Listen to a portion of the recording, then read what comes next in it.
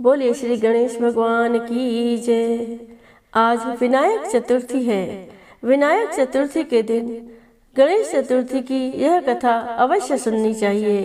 कहते हैं गणेश चतुर्थी व्रत की यह कथा सुनने से हर मनोकामना पूर्ण होती है एवं भगवान श्री गणेश भगवान और शिव पार्वती की विशेष कृपा बरसती है।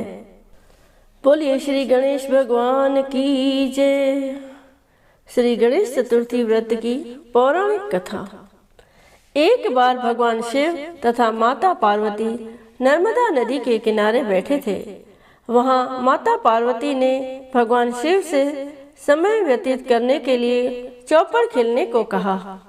शिव चौपड़ खेलने को तैयार हो गए, परंतु इस खेल में हार जीत का फैसला कौन करेगा, यह प्रश्न उनके समक्ष उठा तो भगवान शिव ने कुछ तिनके एकत्रित कर उसका एक पुतला बनाकर उसकी प्राण प्रतिष्ठा कर दी और पुतले से कहा, बेटा हम चौपड़ खेलना चाहते हैं, परंतु हमारी हार जीत का फैसला करने वाला कोई नहीं है, इसीलिए तुम बताना कि हम दोनों में से कौन हारा और कौन जीता। उसके बाद भगवान शिव और माता पार्वती चौपड़ खेल शुरू हो गया। उसके बाद भगवान शिव और माता पार्वती का चौपड़ खेल शुरू हो गया।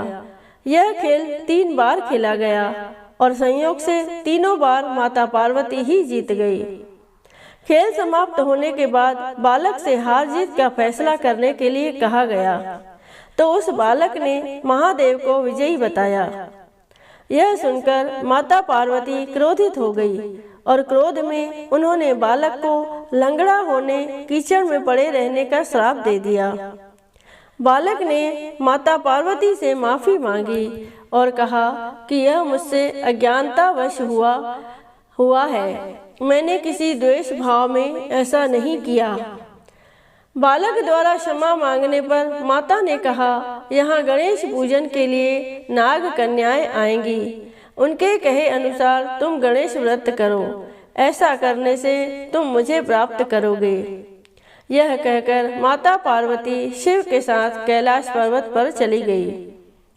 1 वर्ष के बाद उस स्थान पर नाग कन्याएं आईं। तब नाग कन्याओं से श्री गणेश जी के व्रत की विधि मालूम करने पर उस बालक ने 21 दिन लगातार गणेश जी का व्रत किया। उसकी श्रद्धा से गणेश जी प्रसन्न हुए। उन्होंने बालक को मनोवांछित फल मांगने के लिए कहा। उस पर उस बालक ने कहा, हे विनायक, मुझ में इतनी शक्ति दीजिए कि मैं अपने पैरों से चलकर अपने माता पिता के साथ कैलाश पर्वत पर पहुंच सकूं और वे यह देख प्रसन्न हो। तब बालक को वरदान देकर श्री गणेश अंतर्ध्यान हो गए। इसके बाद वह बालक कैलाश पर्वत पर पहुंच गया और कैलाश पर्वत पर पहुंचने की अपनी कथा उसने भगवान शिव को सुनाई। चौपड़ वाले दिन से माता पार्वती शिवजी से विमुख हो गई थी, अतः देवी के रुष्ट होने पर भगवान शिव ने भी बालक के बताए अनुसार 21 दिनों तक श्री गणेश जी का व्रत किया। इस व्रत के प्रभाव से माता पार्वती के मन से भगवान शिव के लिए जो नाराजगी थी वह समाप्त हो गई। तब यह व्रत विधि भगवान शंकर ने माता पार्वती को बताई। यह सुनकर माता पार्वती के मन में भी अपने पुत्र कार्तिकेय से मिलने की इच्छा जागृत हुई। तब माता पार्वती ने भी 21 दिन तक श्री गणेश जी का व्रत किया तथा दुर्वा, फूल और लड्डुओं से गणेश जी का पूजन अर्चन किया। व्रत के 21वें दिन कार्तिकेय स्वयं माता पार्वती जी से आ मिले। उस दिन से श्री गणेश चतुर्थी का यह व्रत समस्त मनोकामनाओं की पूर्ति करने वाला व्रत माना जाता है। इस व्रत को करने से मनुष्य के सारे कष्ट दूर होकर मनुष्य को समस्त सुख सुविधाएं प्राप्त होती हैं। बोलिए श्री गणेश भगवान की जय। बोलिए गौरी शंकर भगवान की जय। बोलिए शिव परिवार की जय।